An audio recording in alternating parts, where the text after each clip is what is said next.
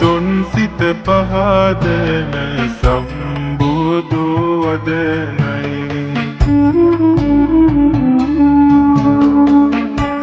තුන්දොර සංවර කරවන පිහිටයේ තුන්කල් මගේ බුදු හිමි නම දෙන්නයි කතරට වහිනාම දම් වැස්සයි සසරට බැඳී බැමි සුන් කළ දහමයි මතුවට පවතින නිර්මල වදනයි පිහිටට මගේ බුදු හිමියන් පමණයි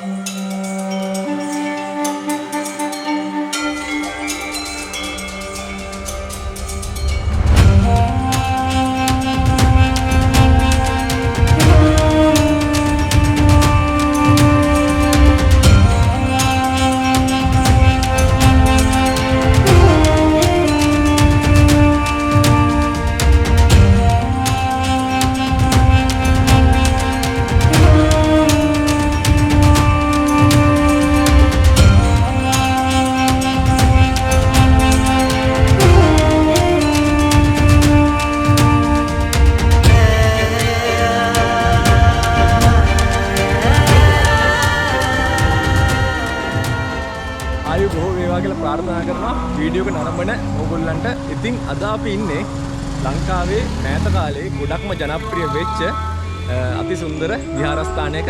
ඒ තමයි රාගම ගල්වලහන්දිය වේළුවනාරාමය කියන විහාරස්ථානය. ඉතින් ලංකාවේ ගොඩක් ජනප්‍රිය වෙච්ච බුදුපිළිම වහන්සේ නමක් වැඩ ඉන්න ස්ථානයකට තමයි අද අපි ඇවිල්ලා ඉන්නේ. ඕගොල්ලන්ට ඔය පිටිපස්සෙන් මට පිටිපස්සෙන් පේන්නේ ඒ විශාල බුදුපිළිම වහන්සේ වැඩ ඉන්න ස්ථානය. වීඩියෝ එක දකිනකොටම ඔයගලන්ට මතක් වෙයි මේ තැන මොකක්ද කියලා. බුදුරජාණන් වහන්සේ භද්‍රාසන මුද්‍රාවෙන් වාඩිලා ඉන්න විදිහට තමයි මේ පිළිම වහන්සේ නෙල්ලා තියෙන්නේ. ඉතින් අද කතාව ඒ පිළිම වහන්සේ ගැන. ඉතින් අපි මේ පිළිම වහන්සේගේ සුන්දරත්වය නරඹන ගමන් මේ පිළිම වහන්සේගේ තියෙන විශේෂත්වය ට්‍රැවල් වීඩියෝ එකක් විදිහට ඔයගලන්ට ගේන්න අපි කල්පනා කරා. ඉතින් එහෙනම් අපි මෙතන ඉඳලා මේ වීඩියෝ එක කොහොමද කියලා බලමු. දිගටම රැඳිලා ඉන්න වීඩියෝ එකත් එක්කම. channel එකට අලුතෙන් එකතු වෙච්ච කෙනෙක් නම් channel එක subscribe කරන්න. ඒ වගේම like එකක් දාන්න, comment එකක් දාන්න අමතක කරන්න එපා. එහෙනම් අපි පන්සලට ගිහිල්ලා බලමු මේ පන්සලේ තියෙන සුන්දරත්වය කොහොමද සහ මේ භද්‍රාසන පිළිම වහන්සේ පිළිබඳව විස්තරය මොකක්ද කියලා. වීඩියෝ එක ආරම්භයේදී මුලින්ම මම කියන්නම් මේ පන්සල වන්දනාමාන කරන්න එන ඔයා මේ පන්සලට එන්න ඕන විදිහ. ඔයා කොළඹ ඉඳන් එන කෙනෙක් නම් ඔයාට අධිවේගී මාර්ගය භාවිතා කරලා කඩවතට එන්න පුළුවන්. කඩවතේ ඉඳලා බොහොම කෙටි දුරක් තමයි මේ සුන්දර විහාරස්ථානයට තියෙන්නේ. හරියටම කියනවා නම් කොළඹ ඉඳලා කිලෝමීටර 40කටත් වඩා අඩු ප්‍රමාණයක් තමයි තියෙන්නේ. මේ විහාරස්ථානයට එන විදිය පිළිබඳව විස්තරේ ඔයා පැහැදිලිව අහගත්තා කියලා මම විශ්වාස කරනවා. දැන් අපි සූදානම් වෙන්නේ බුද්ධාලම්බන ප්‍රීතියෙන් බුදුන් වඳින්නට. බුදුන් වඳින්න කියලා කිව්වට මේ සූදානම් වෙන්නේ මේ සුන්දර පිළිම වහන්සේ පිළිබඳ විස්තරයක් ඕගොල්ලන්ට අරගෙන එන්න. ඔයාලට පේනවා ඇති මේ පිළිම වහන්සේ කොච්චර ලස්සනද කියලා. ඉතින් මේ වීඩියෝ එක ආරම්භ කරන්න කලින් ඕගොල්ලන්ට මම ආරාධනා කරනවා එන්න පුළුවන් දුරක ඉන්නවනම් ඇවිල්ලා මේ සුන්දර ලස්සන පිළිම වහන්සේ දැකලා වැඳ පුදා ගන්න කියලා. එහෙනම් අපි දැන් කතාව පටන් ගමු. මේ පිළිම වහන්සේ නිර්මාණය කළේ පූජ්‍ය වාදුරුප්පේ නාගිත ස්වාමීන් වහන්සේගේ සංකල්පයකට අනුව. උන්වහන්සේගේ අනුදැනුම ඇතුව නිර්මාණය කළපු සුන්දර නිර්මාණයක් තමයි මේ පිළිම වහන්සේ. මේ පිළිම වහන්සේගේ උස අඩි 90ක් වෙනවා. මේ පිළිම වහන්සේ සහ ඔබ මේ දකින සත්මහල් බුද්ධ මන්දිරයද එකම දිනේ තමයි ජනතා අයිතියට පත් වුණේ. මේ බුදු පිළිම වහන්සේ නිරාවරණය කළේ පෙබරවාරි මාස පළමු වනදා. මේ පිළිම වහන්සේට නේත්‍රා තැබීමේ මංගල්‍ය සිදු කළේ ජනවාරි 30 වනදා. ඉතින් මේ පිළිම වහන්සේ සහ සත්මහල් බුද්ධ මන්දිරය නිරාවරණය කරේ සෙත් පිරිත් දේශනා කරලා පින්දහම් රැසක් සිදු කරලා. මේ සියලුම කටයුතු ඉතාමත් උත්කර්ෂවත් අයුරින් සිදු කරන්න අපේ පූජ්‍ය වාදුරුප්පේ නාගිත ස්වාමින් වහන්සේ බොහෝම වෙහෙස මහන්සිලා තියෙනවා. අපි දැන් මේ කතා කරන්න යන්නේ ඕගොල්ලන්ගේ දැනුමට ගොඩාක් වටින දෙයක්. අපි දැන් කතා කරමු මේ බුදු පිළිම වහන්සේගේ විශේෂ ගුණාංග ගැන. බුද්ධ ප්‍රතිමා වහන්සේ නමක් නිර්මාණයේදී ආසන ක්‍රම කිහිපයක්ම තියෙනවා. ඒ වගේම මුද්‍රා ක්‍රම කිහිපයක්ම තියෙනවා. ආසන ක්‍රම ගත්තම සෑම ප්‍රතිමාවක්ම පීඨයක් මත පිහිටවා ඇති අතර මේ සඳහා පద్මාසන හෝ වජ්‍රාසන බහුල වශයෙන් දැක ගන්න ලැබෙනවා. වජ්‍රාසන යෙදීමේදී වජ්‍රයක සලකුණක්ද පద్මාසන යෙදීමේදී පද්මයක ආකාරයෙන් කැටයම් කොට තිබෙනවා. හිඳි බුද්ධ ප්‍රතිමාවේ දෙපා පිහිටුවා ඇති ඉරියව් හෙවත් හිඳගෙන සිටින ආකාරය ආසන ක්‍රම ලෙස හඳුන්වන්න පුළුවන්. වීරාසන, පද්මාසන හා භද්‍රාසන වශයෙන් ප්‍රධාන ආසන ක්‍රම 3ක් වෙනවා. ලංකාවේ සෑම හිඳි පිළිමයක්ම වීරාසන ක්‍රමයට දෙපා පිහිටවා ඇති අතර ඉන්දියාවේ බහුලව පද්මාසන ක්‍රමයටත් බොහෝම සුවල්ප වශයෙන් භද්‍රාසන ක්‍රමයටත් යොදාගෙන තිබෙනවා. වීරාසන ක්‍රමය යනු වම් පාදයේ මත දකුණු පාදයේ සිටිනසේ වාඩිවීමයි. පද්මාසන ක්‍රමය යනු යටිපතුල් දෙකම උඩු අතට සමව සිටිනසේ තබා වාඩිවීමයි. භද්‍රාසන ක්‍රමය යනු ඉතා කෙටි ආසනයක් මත හිඳගෙන සිටින ආකාරයයි. දෙපා දන හිසින් නවා යටිපතුල් පොළොවට ස්පර්ශ වනසේ හිඳගෙන සිටීම භද්‍රාසන ක්‍රමය ලෙස හඳුන්වන්න පුළුවන්. ඒ ආසන ක්‍රමවලින් පස්සේ අපි දැන් මේ කතා කරන්න සූදානම් වෙන්නේ මුද්‍රා ගැනයි.